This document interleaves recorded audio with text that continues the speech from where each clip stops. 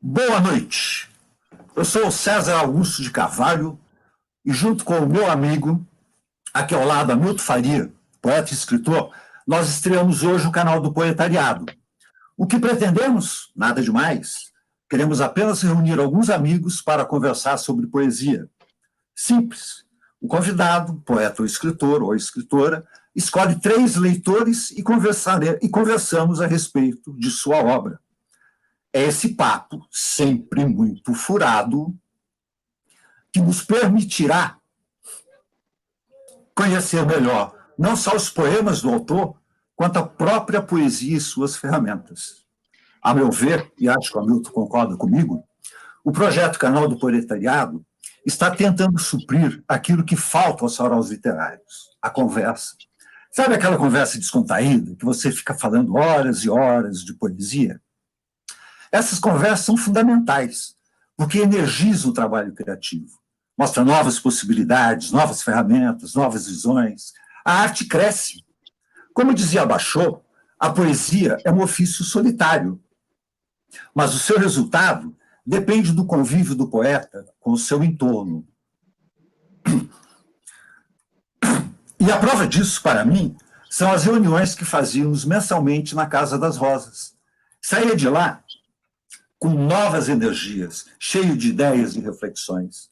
O Hamilton sempre brincava, o proletariado se reunindo, o proletariado jogando conversa fora. Proletariado, bom nome, né? Sempre achei que fosse o Hamilton o inventor da palavra, mas não.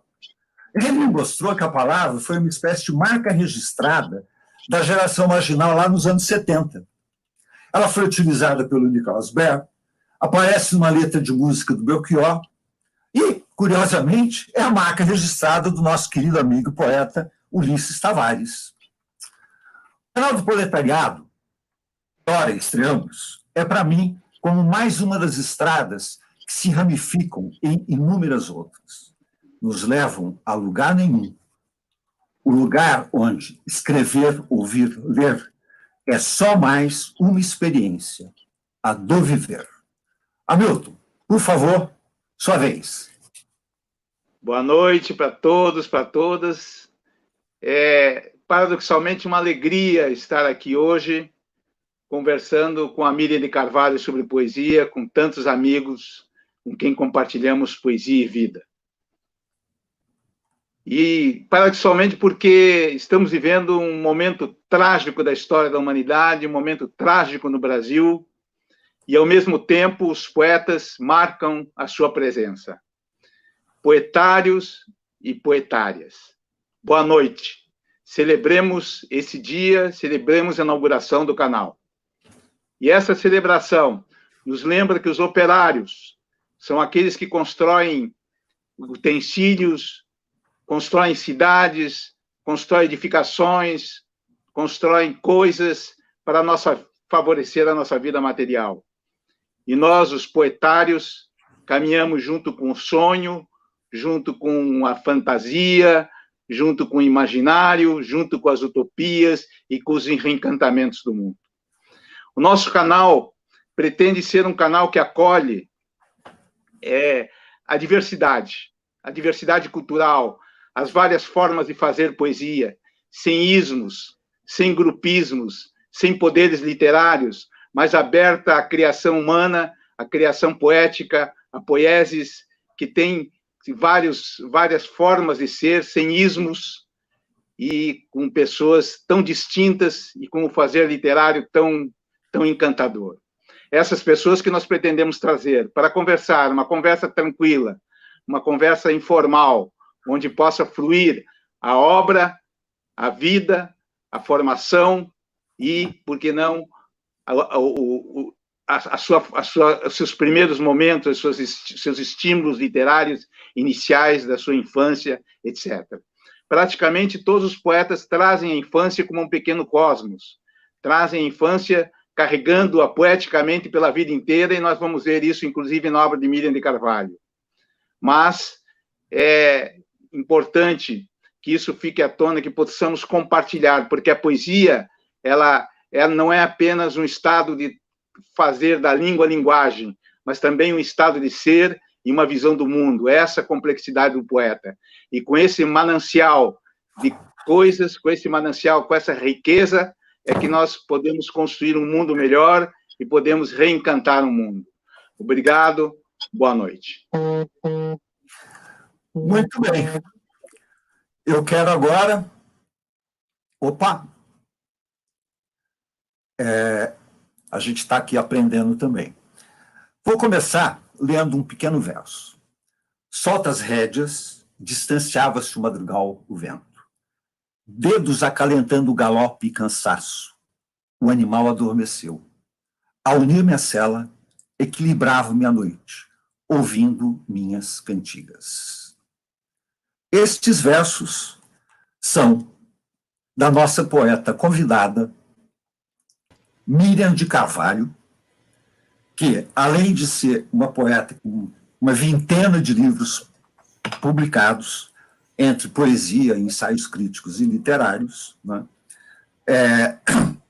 a Miriam tem um trabalho riquíssimo, e eu vou tomar aqui a liberdade de mostrar para vocês, né, um pouco da sua produção poética. Alguns livros que ela publicou, né? Metamorfoses na poesia de Péricles Prade, uma análise crítica da obra desse poeta maravilhoso. O livro Travessias, né? Aliás, esse livro, Miriam, é famoso. Várias pessoas já me falaram desse livro e consideram um dos melhores livros seus, né? Outro livro, Vazadouro, Roteiro de Mitavaí, Alto do Boi Menino. Essa obra é uma maravilha. Tive o prazer de escrever o prefácio. Obrigado pelo convite, Miriam. Cantos do Visitante e Canções de Amor, né? Miriam é a convidada nossa especial, onde, na presença de Renata Machado, não é a primeira vez que eu troco o nome da Renata, eu sempre chamo ela de nome errado, né? A Renata escreve poesias, crônicas, e como dramaturga, ela ganhou o prêmio Oswald de Andrade com O Menino Minguado, Filho da Lua Cheia. Tem 2 peças teatrais montadas, Insônia e Londrina, Zona Paraíso. Além de ter publicado Tardes Secretas, poesias, publicado pelo Marçal Londo, e Noroeste, poesia, e o seu livro de crônicas, Aos que Foram Caros e Alguns Mais Baratinhos. Adorei esse último texto. Outro convidado nosso, deixa eu achar aqui o ícone onde eu posso colocar aqui, é o Abel Coelho, né? Obrigado, Abel, ter convidado em participar como leitor e comendador da obra da Miriam de Carvalho. O Abel é poeta, publicitário, editor, e, como ele próprio diz, amante das coisas escritas. Ele é autor do livro Parada 88, livro publicado pela Par e Companhia, e é coautor do projeto Lance de Dados, um projeto interessantíssimo que qualquer dia eu quero vê-lo em ação, que une poesia e tecnologia. Esse projeto, Lance de Dados, foi desenvolvido em parceria com o também convidado Elcio Fonseca, né, a quem devo dizer, né, e agradecer publicamente todas as peças de divulgação criadas pelo Elcio. Elcio, muitíssimo obrigado por isso. O Elcio, poeta, jornalista, publicitário, é autor de Máximo de Minas, entre outros livros de poesia, ministra cursos e palestras e publica semanalmente os seus inéditos no Instagram. Agradeço muito, Elcio, a sua presença aqui com a gente. Para abrilhantar ainda mais essa nossa estreia, né, nós temos um convidado muito especial, que é o Daniel Faria, que acabou de aparecer aí na imagem, né, que vai fazer a abertura musical no encerramento do nosso programa. O Daniel é um poeta e menestrel, que circula com a sua arte há mais de 40 anos, divulgando a poesia, além de ser parceiro de grandes nomes, como, por exemplo, Mário Quintana. Agradeço a todos vocês a aceitarem o convite, agradeço ao Daniel, e agora nós vamos todos sair do ar e deixar o Daniel fazendo a nossa abertura musical.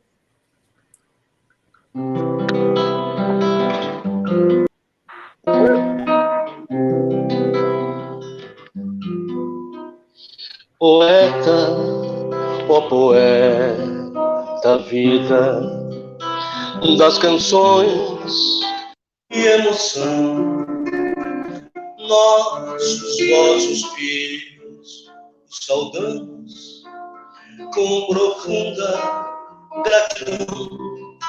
Poeta de um tempo que virá, e a vida, por certo, há de lembrar de um tempo, uma lua de cristal. Poeta, um poeta imortal. E o tempo perguntou ao tempo: quanto tempo, meu poeta, tem? A poesia tem. E o tempo respondeu ao poeta que o tempo tem tanto tempo quanto a poesia tem. Poeta, poeta, vida das canções e emoção, nós, os nossos filhos, os saudamos com profunda gratidão. Poeta de um tempo que virá, e a vida, por certo, há de lembrar de um tempo, uma lua de cristal. Poeta, poeta imortal. E o tempo perguntou ao tempo: quanto tempo, poeta, tem? A poesia tem. E o tempo respondeu ao poeta que o tempo tem tanto tempo quanto a poesia tem. O tempo perguntou ao tempo.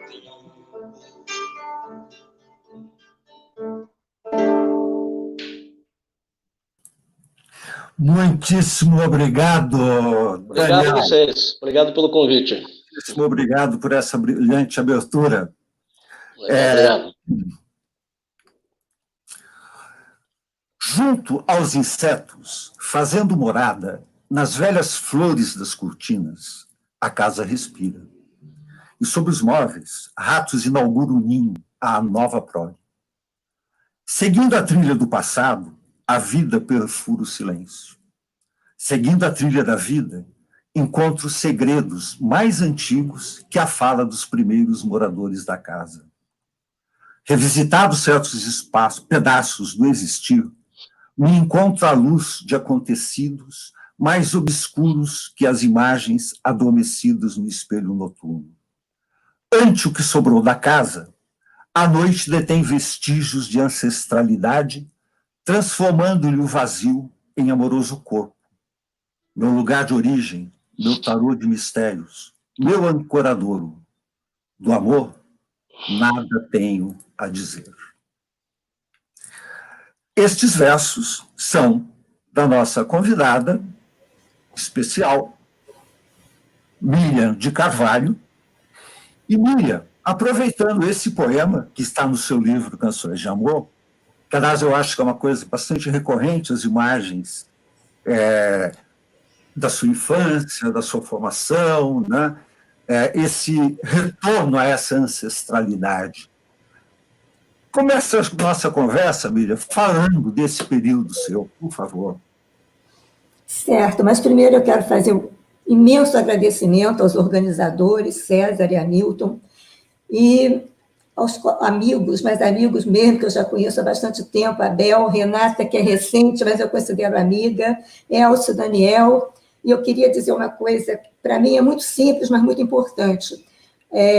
Dizem que as coisas muito boas custam muito caro, as boas custam caro, e as excepcionalmente boas não custam nada, e para mim seria esse encontro com vocês. Hoje é um dia muito especial que eu não vou esquecer. Muito obrigado.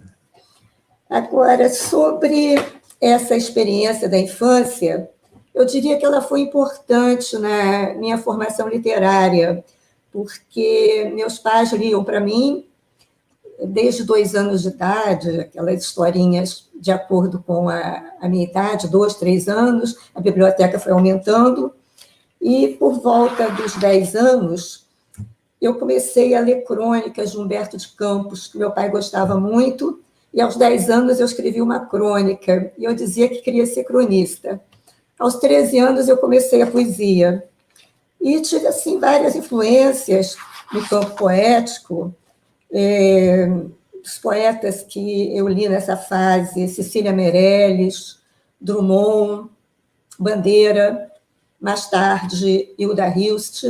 E eu diria também que, recentemente, há coisa de uns 15 anos, mais ou menos, há um romance que marcou muito a minha vida e gerou um dos meus livros. O Roteiro de Itavaí foi escrito a partir do romance manuscrito holandês, do Manuel Cavalcante Proença. É um romance fantástico, dos fins, ele escreveu em 59 para 60, e é um romance tão importante, não só esse romance, mas a obra dele é tão importante quanto a obra de Guimarães Rosa, e ele não é muito conhecido, principalmente no meio acadêmico. Quando a gente fala no Manuel Cavalcante Proença, poucas pessoas conhecem, mas é um trabalho seríssimo que valia a pena ser lido e relido, e a partir dele eu escrevi o Roteiro de Itavaí.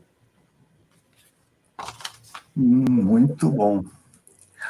Olha, eu deveria chamar o Hamilton Faria, mas o Hamilton está fora do ar. Ué. Aconteceu alguma coisa na conexão do Hamilton. Não, ele está só... Enfim, não sei o que aconteceu. Então, eu vou chamar a Renata.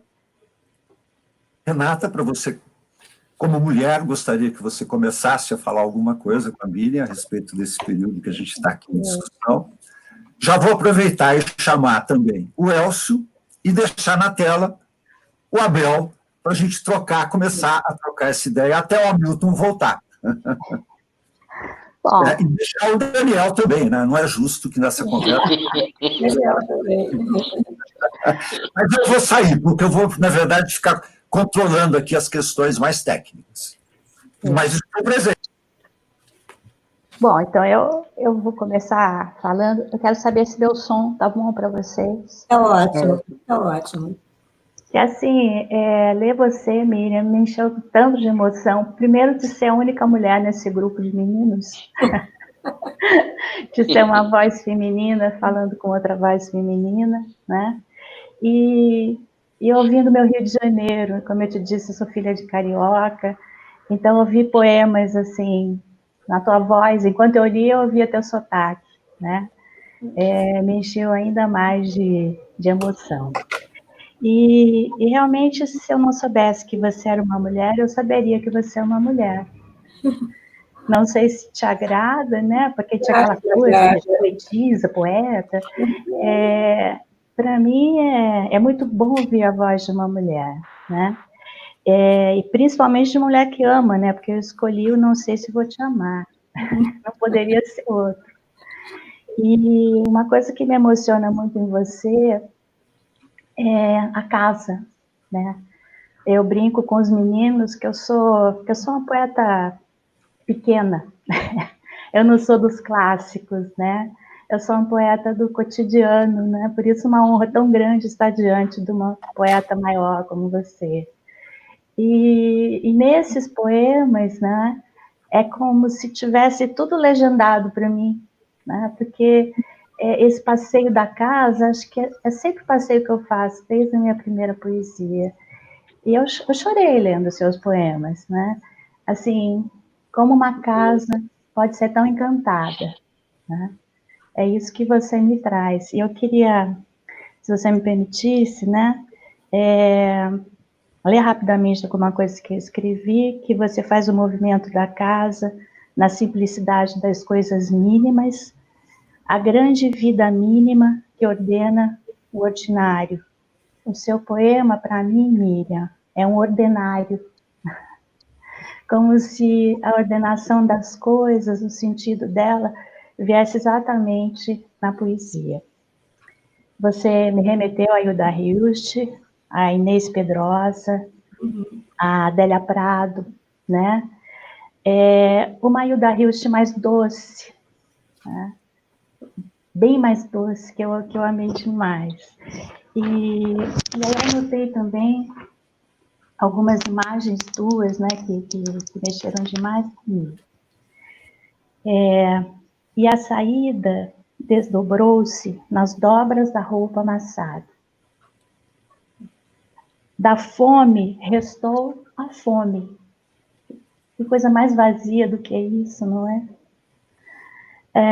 Da sua chegada à minha fuga, sou aquela que entre o habitante e o despejo trancou as portas. Belíssima essa imagem. E as suas paisagens. O seu livro, para mim, ele vem todo ilustrado. Eu vou vendo, né? A calçada bebendo a chuva, cactos de carne, glicinhas de papel, o jardim de vidro, coisa belíssima. E são tantas imagens de diferente natureza que me colocam, às vezes, num estado febril de vida e sensações. Veja, Miriam, você inverte o norte e o sul, e com chaves de areia abre a casa do mar, expõe a víscera das conchas. Estamos indo além da casa. Amamentada a terra, seus pêssegos florescem. Eu vou com você do mundo mais profundo, da terra, planta e mar, aos cantos da casa. Suas polaroides de dona dela. Posso cometer dona da casa? É isso que você é para mim. Obrigada, Renata. A casa da poesia. Foi tudo isso de emoção que você me trouxe. Fico muito feliz com a sua leitura e realmente eu acho que a minha poesia tem alguma coisa de feminino. Não precisa saber que foi uma mulher que escreveu, até porque tem a coisa do sensualismo, né, do sensualismo muito feminino, percorre praticamente meu trabalho todo. E essa questão da casa é uma maneira de lidar com os objetos. O objeto, para mim, a coisa concreta, está sempre presente, mas ela passa pelos sentidos.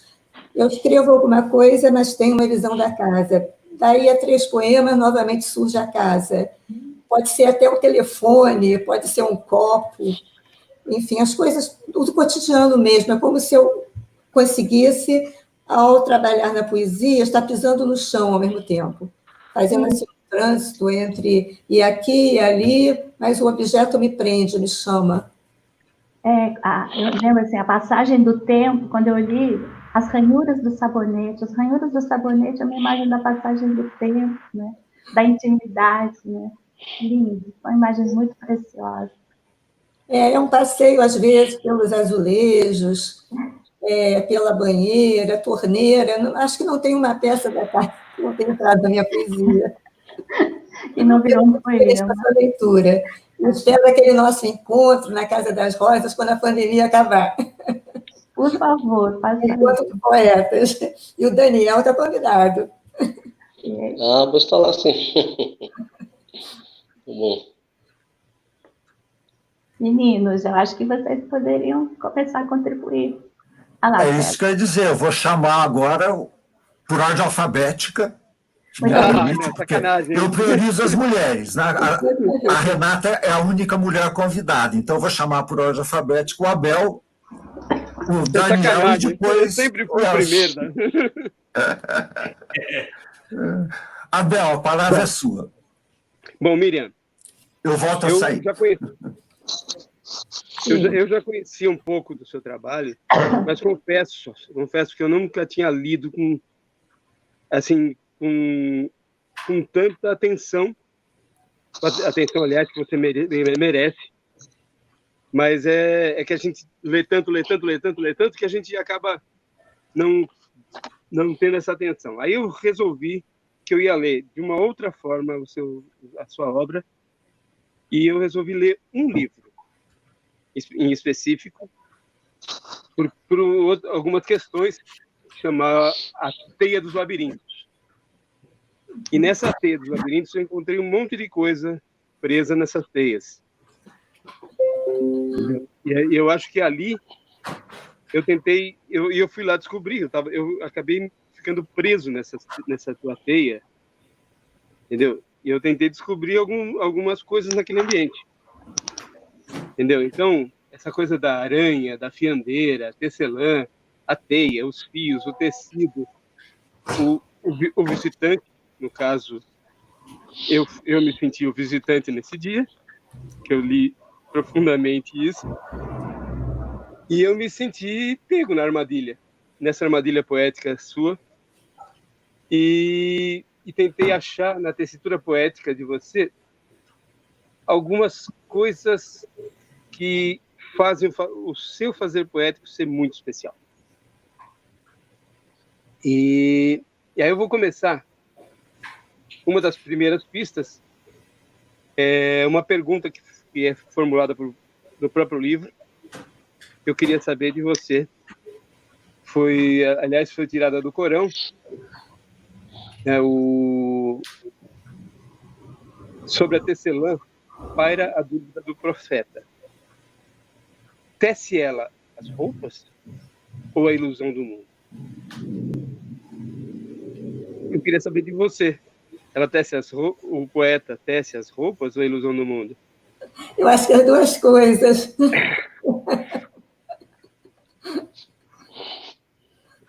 E é curioso que esse livro ele partiu realmente de uma teia de aranha que eu vi num canto de um local onde eu trabalhava. E eu imediatamente fiz um registro, que é o primeiro poema do livro. E, a partir daí, fui desenvolvendo a história da teia sob vários aspectos, com várias visões. Tem 2 núcleos que são sensuais, tem alguns que remetem ao Oriente. É muito bacana. Eu tenho um projeto com as parcas também, por isso que isso me interessou muito. Então, que elas também têm essa coisa do destino, e elas fiam, tecem e cortam o tecido da vida, e eu tenho um projeto para desenvolver, ainda não sei se vai ser um bom romance, um conto, um grande poema em prosa. Mas, assim, eu vi várias metáforas lindíssimas ali que eu queria que você me comentasse depois, tá? Comigo. Certo. Principalmente no Urdidura Simbólica, no capítulo, tem umas coisas ali que eu queria ler, 3 versos. Um deles assim: aos ofícios da fiandeira expandem-se as galáxias de intervalos. Um outro seria: sublime a visão da transparência, sublime a visão do ocultamento. E terceiro: mas não descende do vazio a fiandeira, seu ofício tecer o que habita o vazio. Sua poesia está nesse expandir as galáxias em intervalos e tecer o que habita o vazio? Tenho a impressão de ter visto isso em outros momentos da sua poesia. É isso? Você trabalha com... Eu acho que sim, seriam esses 2 polos, né? Mas sempre se tangenciando. Alguma coisa que é, ao mesmo tempo, sensível, é objeto, e, ao mesmo tempo, alguma coisa que foge desse sensível, mas que os 2 se mesclam, os 2 estão ali misturados, são inseparáveis. Sim, o tecido é o conjunto de fios e vazios, né? Isso. Se você usar uma lupazinha, você consegue, inclusive, ver, em termos de aumento, né, o vazio e a tessitura, a urdidura. A urdidura aparece muito nos meus trabalhos, inclusive eu tenho um poema que ainda não está publicado, chamado Gabé, que foi inspirado na tapeçaria. E ele foi mencionado no 3º volume das Mulheres Poetas, organizado pelo Rubens, no prefácio que foi escrito por mim. Mas ele existe também como poema. Essa coisa da tecelagem, eu acho fantástica. Eu sou apaixonado. Não só a partir da aparência dele, mas olhar o verso, o movimento, o reverso, Eu acho tão importante que eu acho que a poesia seria isso, como uma tapeçaria.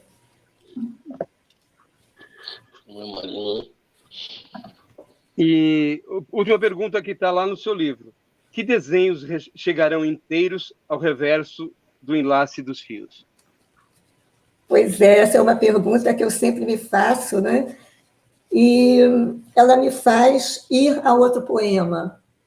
E é curioso que eu não sei nunca quando isso vai acontecer, porque pode acontecer a qualquer momento, como foi essa imagem da teia, e eu posso estar na rua, no supermercado, fazendo algum trabalho de casa, posso estar na oficina literária, e aquilo aparece, e eu consigo, então, fazer essa relação com algo que está além. Mas nunca é uma coisa programada. Que bom. Mas devo dizer que foi um prazer ler com mais atenção o teu trabalho. Fiquei prazerosamente feliz. É uma alegria enorme a leitura de vocês. Que bacana. Bom, cadê o nosso César para dar sequência? O Hamilton reapareceu. Alguém escreveu que ele estava disfarçado de detetive particular nos comentários. Ele está sem voz ali. Não, mas o Hamilton está sem voz. Tá, o microfone dele está cortado. Mas é lá com ele, viu? Ele tem que pegar o microfone dele. Eu não consigo desconectar por aqui, não. Tem como mandar uma mensagem para ele? Ele deve estar nos ouvindo, né, poeta? Ele deve estar nos ouvindo. Acho que não. Enquanto eu vou tentar resolver o problema lá com o Hamilton, vou tentar fazer uma ligação para ele, eu passaria a palavra, então, para o Daniel, nosso menestrel do grupo. Falando, não cantando, né? Miriam. Conversando com a Miriam. Miriam, sim. Eu não conhecia nada da sua obra, né? Fui conhecer agora, quando recebi os teus livros via WhatsApp, né? E uma coisa que me impressionou muito mesmo, me chamou muito, foi a sensualidade e até o erotismo da tua poesia. Eu tenho uma admiração por 3 coisas que me seduzem muito, né? O feminino, a música e a poesia, né? 3 coisas muito femininas. Queria que você puxasse um poema, você mesmo declamando, e falasse um pouquinho dessa poesia um pouco erótica, um pouco sedutora. Pois ela foi acontecendo, e eu acho importante porque, em geral, o erotismo, o sensualismo, aparece muito na poesia masculina. Às vezes, a gente até o pornô. E as mulheres têm um pouquinho de recato com relação ao sensual. Sim, é um tema que me deixa muito à vontade. Praticamente todos os meus livros têm, pelo menos, um núcleo temático voltado para o sensual. E tem uma história muito interessante que eu acho que vale a pena contar, é que no fim do ano passado, no princípio do ano passado, eu recebi uma mensagem através de rede social de um estelionatário que se apresenta como pretenso enamorado e propõe casamento, mas eu já sabia que existe isso nas redes sociais. Aí eu entrei nas redes sociais várias, conversei com mais de 300 pessoas durante 2 anos, fiz uma pesquisa. E eu pretendia fazer um ensaio, mas do ensaio isso virou um poema, ou melhor, uma série de poemas, que são núcleos temáticos diferentes. E dos estelionatários apareceram garotos de programa, apareceu o grupo do BDMS, apareceu gente que realmente quer relacionamento, mas apareceu de tudo. E eu fui fazendo assim, um levantamento, fui separando, fiz arquivos, né, durante 2 anos, e o livro está pronto, chama-se A Cama Virtual. Eu abordo tranquilamente esses temas todos, inclusive entrevistei por telefone pessoas do grupo BDMS, que são assim, muito solícitas, não escondem nada, qualquer pergunta é respondida com todos os detalhes, mandam imagem, enfim, isso para mim foi uma coisa muito natural. Eu acho que não sou poeta, mas eu acho que o escritor, o romancista, o cronista, ele não pode ter medo das palavras, nem das pessoas, nem das situações. Eu acho que é uma experiência em comum. E, curiosamente, algumas dessas pessoas se correspondem comigo não a partir da temática do erotismo, mas pessoas interessadas em aspectos culturais do Brasil. Então, isso gerou uma outra ordenação de poemas. O livro tem mais ou menos uns 130 poemas, e corresponde com gente da Ásia, da África, de todos os continentes. E, curiosamente, algumas pessoas desses grupos assim mais estranhos continuam se correspondendo comigo. Foi uma experiência muito boa. Legal. E um poema. E um poema. Eu não tenho o trabalho aqui, mas eu posso mandar para você. Poemas. Tá bom. Porque ainda não foi editado, mas eu estou correndo, é pronto para a editora. E, curiosamente, alguns editados, e depois faz o núcleo dos garotos de programa e vai afora. Foi uma experiência muito boa. Hamilton voltou. Hamilton entrou. Falando um pouquinho mais desse livro, correspondo atualmente com o poeta africano, e eu fiz um núcleo de poemas sobre o com uma família nepalesa, e gerou um núcleo de poemas sobre Nepal, e fora. Peguei a Grécia Antiga a partir da comunicação com o grego. Uma experiência incrível. Eu sei que algumas pessoas vão achar meio estranho, né? Como é que você se corresponde com tanta gente, entrevista 300 pessoas? Aí me perguntaram, pessoas. Não, não me desfiz das pessoas, estão lá no meu Face. Muitos no WhatsApp. Muito bom. Meio ruim o som. César, em que pé que estão? Quando você desapareceu, eu dei continuidade e chamei todo mundo para conversar com a Miriam do nosso primeiro bloco. O Daniel acabou de falar, né? Está faltando agora o Elcio, né? E aí eu quero aproveitar, porque nós todos estamos aprendendo, o som aberto de um de nós está interferindo no áudio, principalmente quando a Miriam estava falando. Então, eu queria que todos prestassem atenção para deixar o microfone desligado e os nossos espectadores terem possibilidade de nos ouvir bem. Né? Aliás, já tem reclamando, o som está ruim, então já... Vamos lá, é o João Laurino, para vocês terem uma ideia como a coisa... João Laurino, John, grande John. Hey, John. Hi, John. Nice to meet you. A Beth Brown... Here, John. que talvez tenham de desligar outros mics. Né? Eu acho que é isso mesmo, nós estamos aprendendo, peço desculpas ao nosso público, mas estamos todos agora entrando num novo universo pandêmico e distópico, não é? Onde temos que aprender a trabalhar com essas tecnologias. Bom, falta o Elcio, né, Elcio? Isso. É você, meu amigo.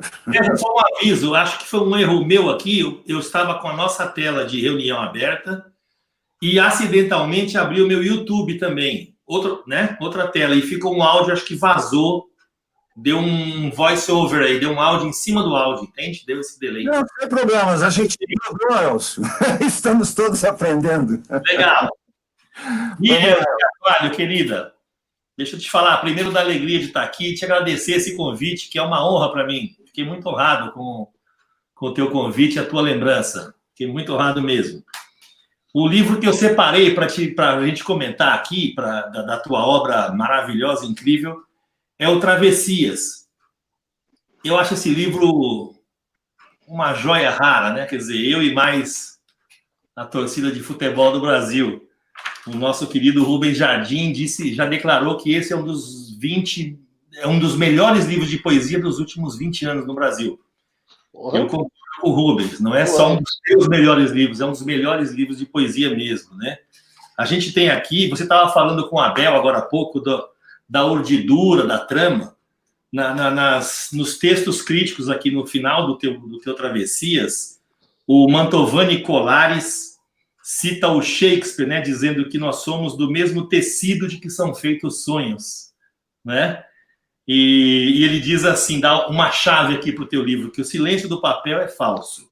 Ouço ainda o grito da poeta. A nudez, minhas âncoras. Outros aqui, o Marola Omarten, se eu não estou errando o nome, Cláudio Viller compara aqui a The Wasteland, do Eliot. São diversas as comparações dessa tua obra preciosa aqui. Mas a chave dela, para mim, Miriam, está aqui, ó, na apresentação do Péricles Pradi, né, que foi o jurista aí, foi o nosso presidente da UBE aqui em São Paulo. Ele diz assim, que esse teu livro, os poemas correspondem a travessias sob e sobre as águas, né? Ele fala aqui. E se você olhar, é um projeto poético de fôlego muito intenso e profundo. E eu reparei, não sei o quanto disso é uma leitura minha, há uma linha, né, sob e sobre esse projeto poético teu, há uma linha do horizonte aqui em todos os poemas em itálico, né, que a gente pode ler em itálico, né? Então é como se você tivesse uma poesia sob essa linha e uma sobre ela também. Você vai girando as páginas, você pode se guiar pelas linhas em itálico, né? Quase que você tem um poema aqui, tem outra leitura horizontal aqui, numa linha de horizonte seguindo direto, e outra leitura embaixo, né? Isso foi intencional, naturalmente. E o que te moveu a fazer esse desenho? Uma espécie de síntese do poema, dar um destaque como se fosse uma espécie de síntese. E esse livro tem uma história curiosíssima, porque eu fui a uma exposição de uma artista plástica que ela trabalhava com as malas, com objetos dentro das malas que seriam os ascendentes e descendentes. E, a partir daí, me deu a ideia de fazer alguma coisa sobre as malas. Só que as minhas malas se diversificaram. São malas de viagem, são malas de guardar coisas do cotidiano, tem a casa de couro, que é como se fosse uma mala e uma casa, e por aí afora. Aí foi um delírio. Então, nessa linha mediana aqui, é uma síntese, como se eu estivesse sintetizando o poema. Mas dentro da mala, Miriam, carregavam um universo também, né? As crianças carregavam o universo. Achei muito interessante essa parte também de travessia, viu, Ócio? Dentro das malas, as crianças carregavam o universo. Verdade. E para mim também é quase como se fosse um coro grego, assim. Isso vai sintetizando e reforçando e repete em todos os poemas. Exato, ecoando, né? Até eu queria lembrar, a propósito, um dos tantos aqui maravilhosos, mas um poema que parece escrito para hoje. Ele diz assim, ó: a caça do infiel veio a discórdia, e a terra santa marcharam cruzados levando a espada. Àquele estrangeiro marcavam-lhe a pele símbolos de outro Deus. Aquele povo dizia-lhe as orações, palavras de outra fé. Junto ao santo sepulcro restou a morte do Cristo, restou a morte dos homens. E aí vem em itálico: exilados éramos todos o outro. E o plantador de trigo demarcava ao chão braçadas de fome e distância. Todos eles. Isso.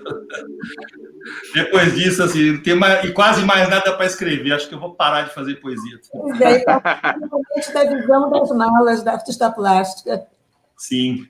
Tanto que o livro Miriam, eu acho que eu perdi um pouco da nossa conversa, porque saiu do ar, dadas as tecnologias das lives aí, que a gente sabe como é que são. Hoje à tarde tive uma sobre o reencantamento do mundo, e saiu também do ar, mas não o meu, saiu do professor Pedro Garcia, poeta do Rio, que se deve conhecer, e são coisas que acontecem. Mas eu acho interessante que eu acho que a gente já saiu da fase da infância, das primeiras influências, etc. mas eu acho que é importante ver que autores, que presenças, que sentimentos que construíram as suas influências. Estávamos conversando um dia desses e eu vejo muito presentemente, muito fortemente em Travessias, o alçapão, o forro, quer dizer, essa busca dos espaços da casa, essa busca que me lembrou um pouco a poética do espaço do Bachelard, do Bachelard noturno. E queria saber um pouco sobre isso com você, sobre as suas influências. Pois é, a coisa da bachelardiana, ela me levou ao pensamento oriental. Eu sempre tive assim, uma ligação muito grande com coisas orientais. E eu lecionei arte oriental.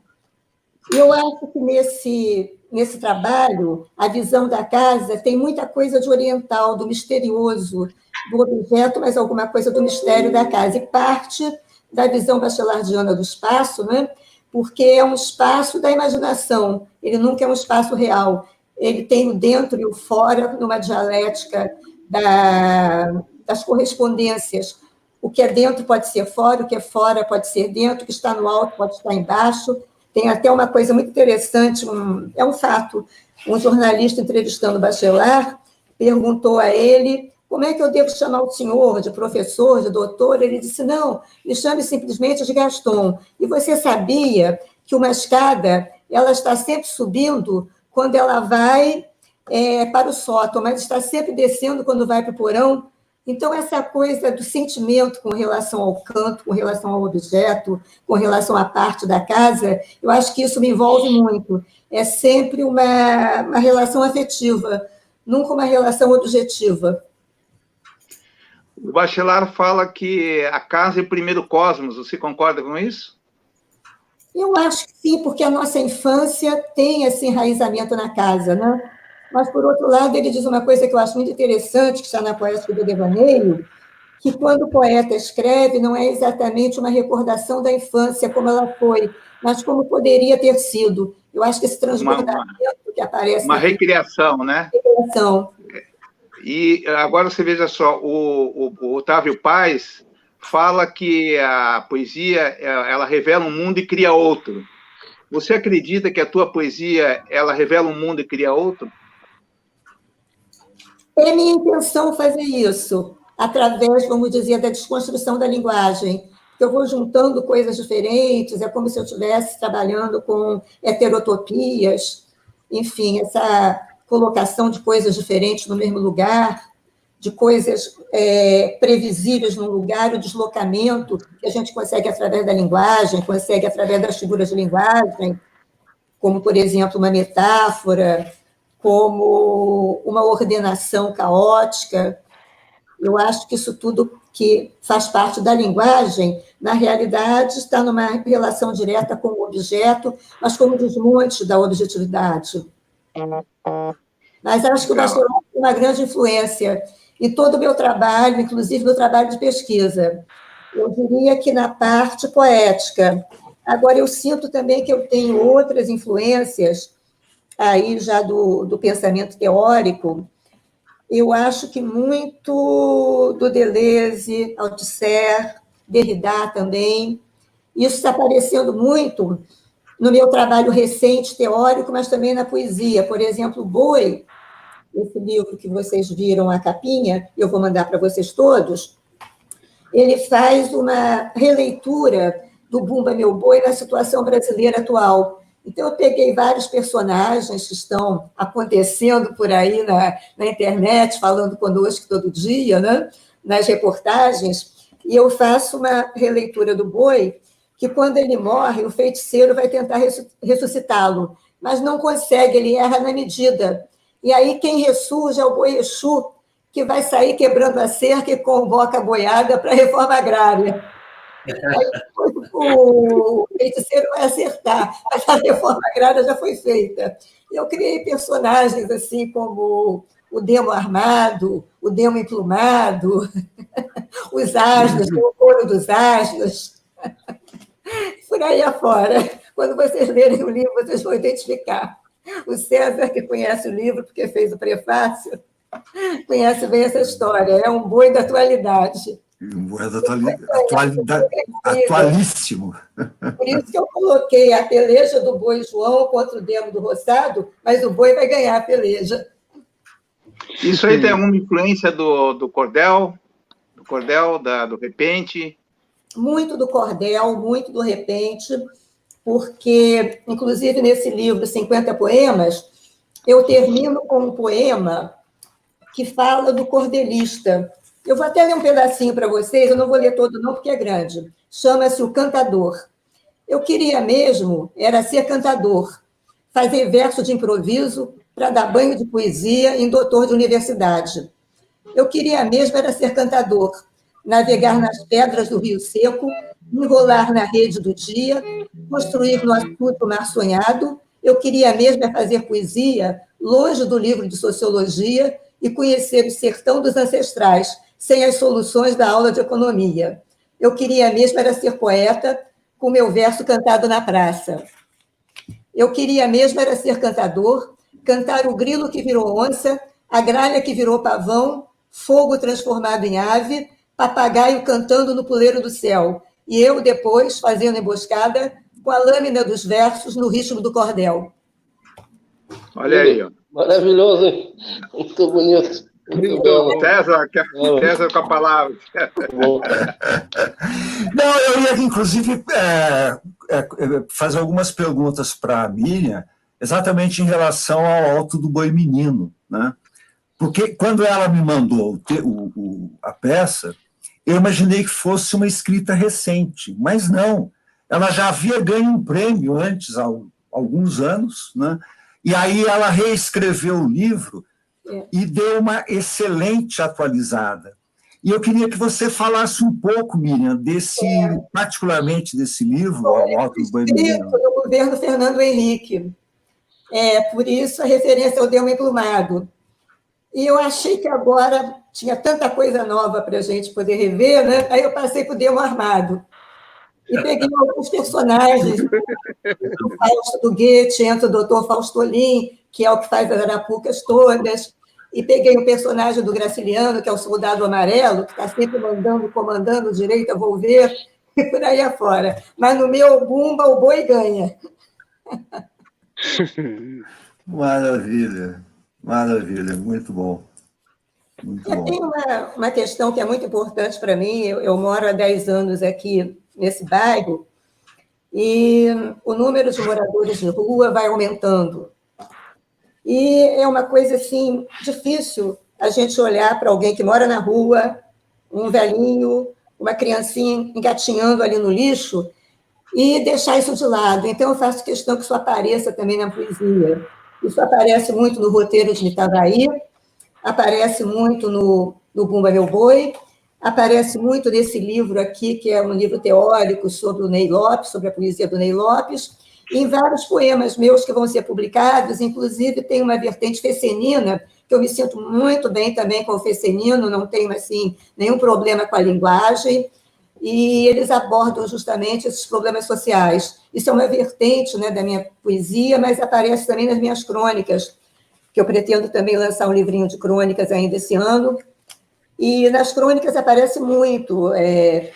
Tem uma crônica que é a entrega das compras. Isso realmente aconteceu. Eu fui ao supermercado aqui perto, a umas 5 ruas, e não tinha nenhum carro para trazer as compras, e me disseram, não, tem um triciclo, e na realidade veio um rapazinho magrinho empurrando um carrinho com aquele peso, subindo e descendo rua, e para mim isso foi um horror. Aí, quando eu cheguei em casa, escrevi essa crônica.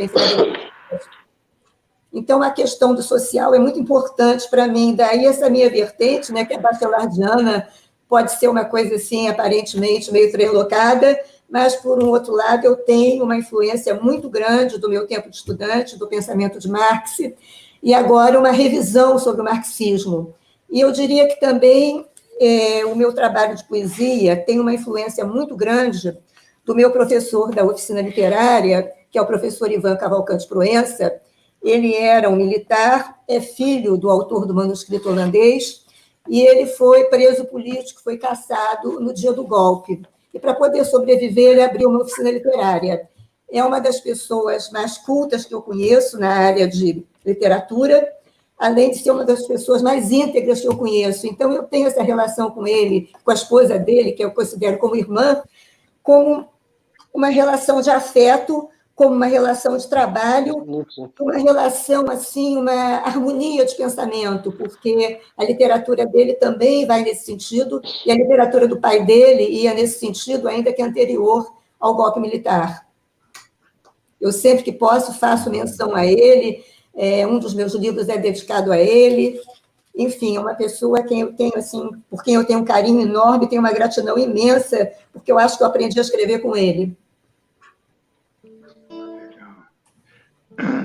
Às vezes Como é que estamos de tempo? Também esse outro lado do meu trabalho, né? Legal.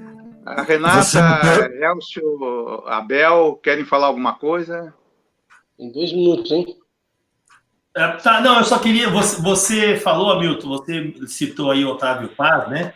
E eu lembro de uma frase dele que diz assim, que há muitas maneiras de você dizer a mesma coisa com prosa, mas só há uma de dizer com poesia, né? E a Miriam descobriu essa maneira, esse caminho. Ela sabe onde tem a chave. É isso. Com certeza. Miriam. Para mim, um livro sobre o Rio de Janeiro, são poemas sobre o Rio de Janeiro, que eu venho fazendo há muito tempo. Aí resolvi juntar, nessa época de pandemia, o livrinho já está quase pronto. E depois desse livro, eu pretendo fazer um livro sobre São Paulo, que é uma cidade que me acolhe muito bem, eu me sinto como se eu tivesse nascido aí, como se eu tivesse o coração em São Paulo. Bom, bacana. Você será sempre bem-vindo em São Paulo. Obrigada. No interior de São Paulo também, Miriam. Obrigada, Renata. Miriam, você acha que a poesia, você fala num dos textos, feliz da persistência, libertando asas no vilarejo dos pássaros.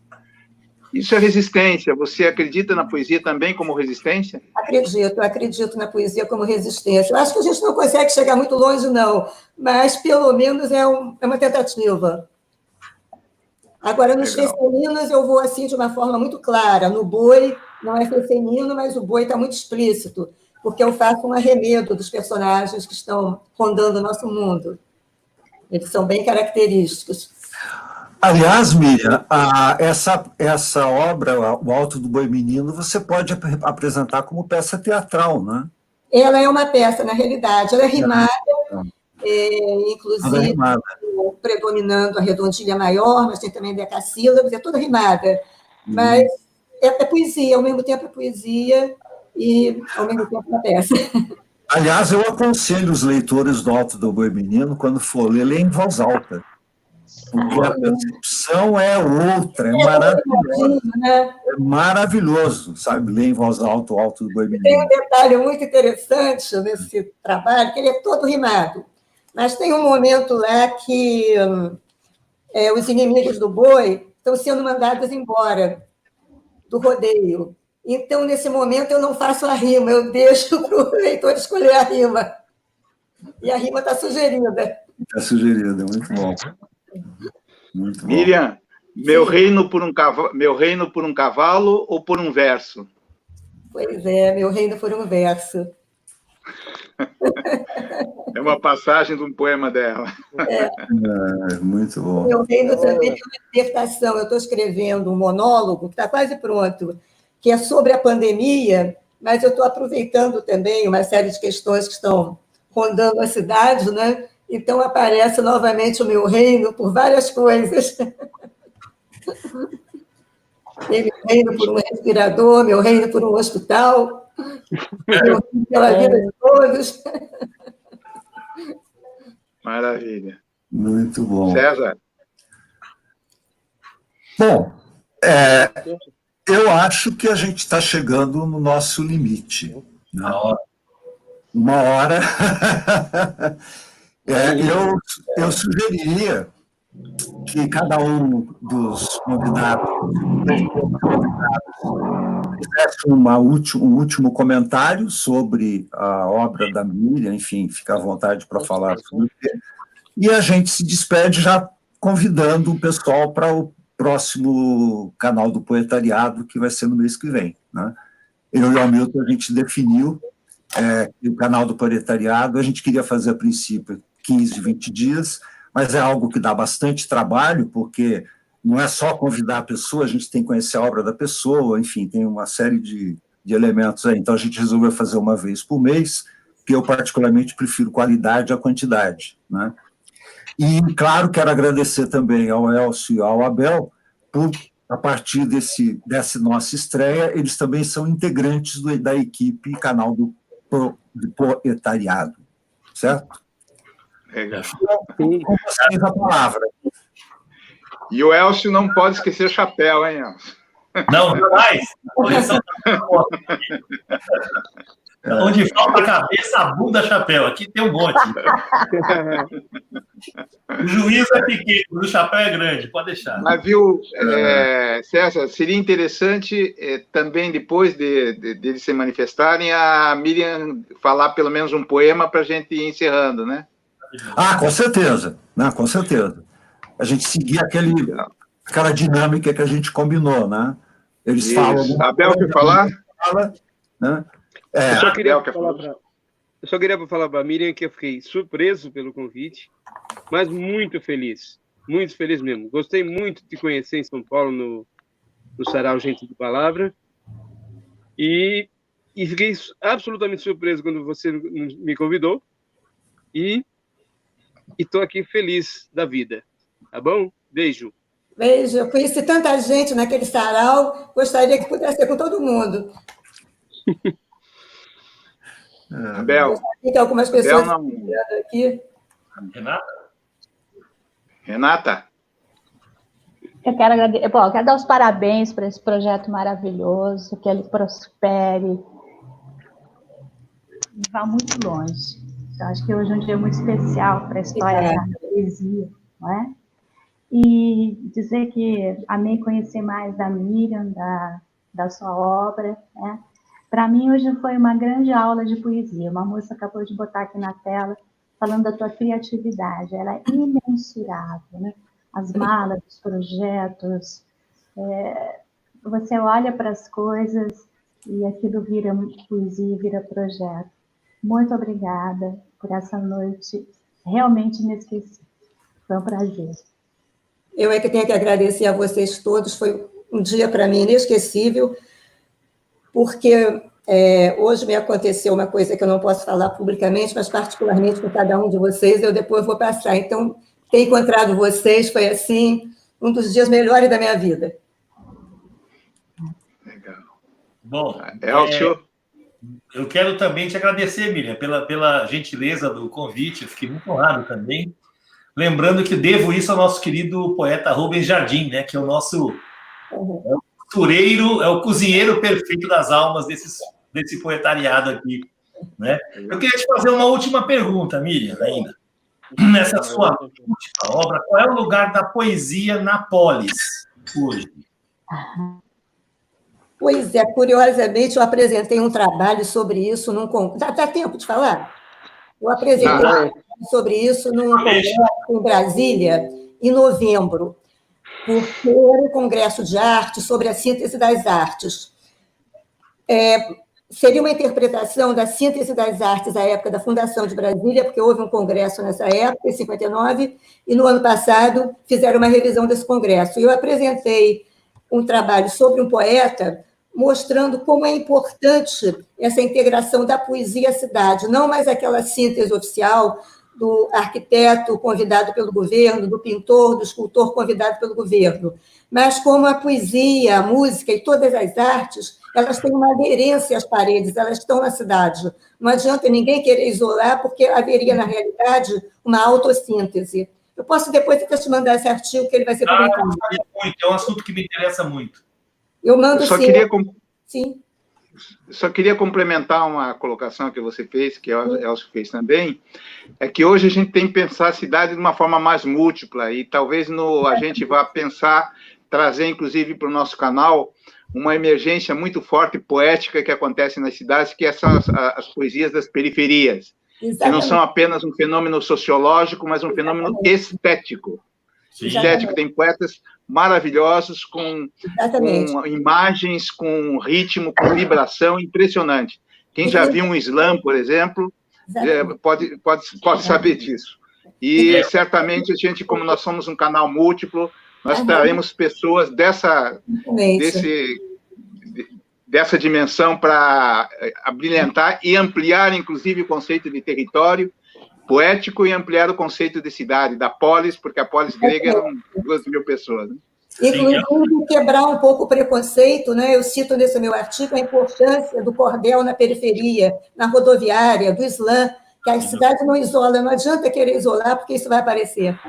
É o que eu chamo de a polis mórfica, né? E eu queria só dizer que nós temos um ponto de encontro também presencial, pós-pandemia e antipandemia, que é a nossa belíssima Casa das Rosas, o encontro do poetariado do Brasil, do mundo. Eu podia dizer que graças a essas reuniões físicas que lançamos o canal do poetariado.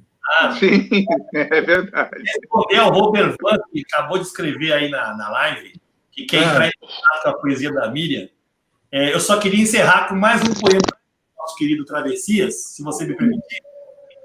Lembrando que, mais uma vez, Hamilton, que o nosso querido Otávio Paz, né, que ele fala que as coisas e as palavras sangram pela mesma ferida. Eu vou terminar com mais um poema aqui que diz assim, olha, mais um escrito para hoje. Herdando o gosto dos anos que chamaram dourados, sonorizando cartas de amor, a FM soterrava a placidez dos subúrbios e apagava a linguagem do berço, guiando nossas cabeças às visões do futuro. Mas, coroando os demônios sob a metrópole nascente, o Apocalipse escrevera seu testamento. Naquele tempo, eu carregava minha ninhada de cabras. Da repetição dos ponteiros, eu nada sabia. Eu não sabia dos demônios enterrando os mortos e esquecendo seus nomes. Legal. Bom, muito bom. César? Bom, temos um problema. A gente está chegando na fase final.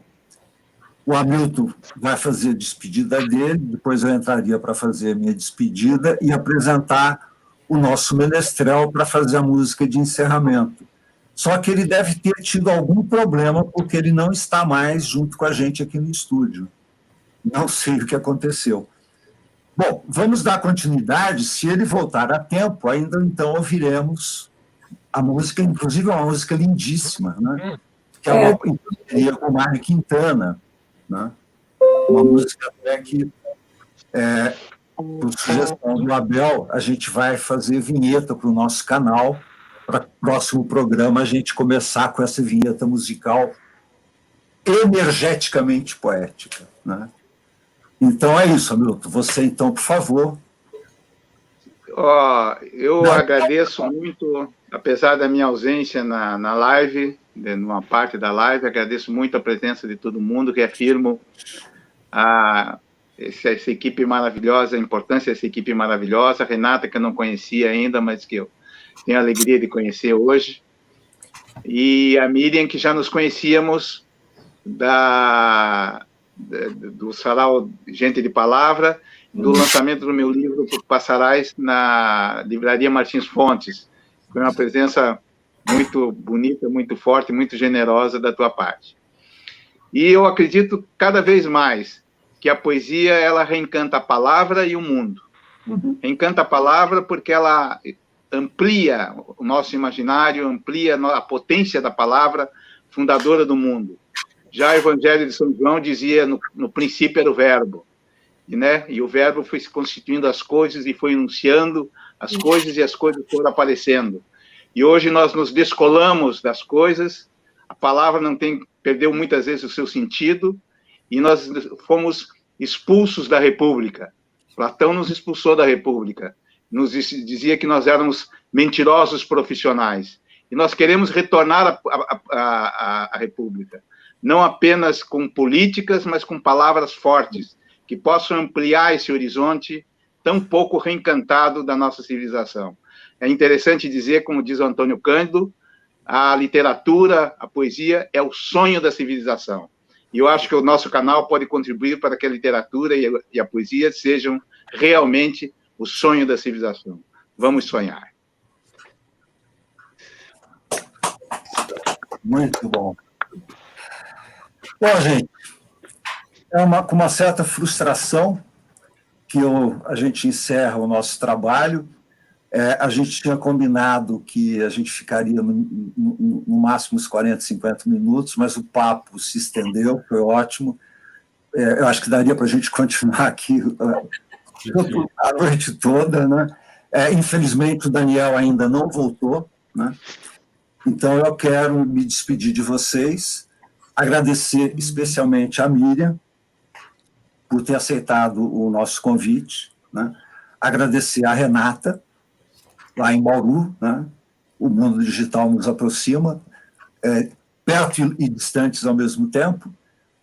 Elton Fonseca e Abel Coelho, muitíssimo obrigado, e faço questão de agradecer publicamente o fato de vocês passarem a integrar o quarteto Canal do Poetariado. Né? Muito obrigado. E eu vou me despedir, então, de vocês, desejando uma excelente noite, uma excelente semana, né? E vamos encerrar aqui compartilhando esta página. Ah, que legal, bacana. Tchau para vocês. Bacana, muito bom. Parabéns, César. Parabéns. Obrigado. Parabéns, Hamilton.